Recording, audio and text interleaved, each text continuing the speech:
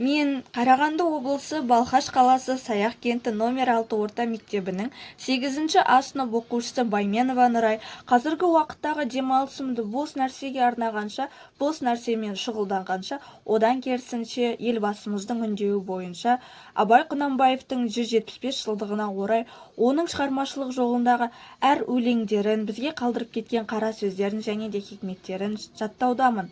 Мен осы күнге дейін Абай Құнанбаевтың 25-тен астам өлеңдерін жатқа жаттаған болатынмын. Соның бірі «Сенбе жұртқа тұрса да қанша мақтап». Сенбе жұртқа тұрса да қанша мақтап, әуретеді ішінде қулық сақтап. Өзіңе сен өзіңді алып шығар, еңбегіңмен ақылың екі жақтап. Өзіңді сенгіштікпен әуре етпе, құмарпаз боп мақтанды қуып кетпе.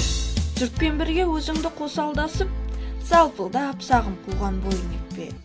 Қайғы келсе қарсы тұр құлай берме, қызық келсе қызықпа оңғақ берме. Жүрегіңе сүңгіде түбін көзде, сонан тапқан шын асыл тастай көрме.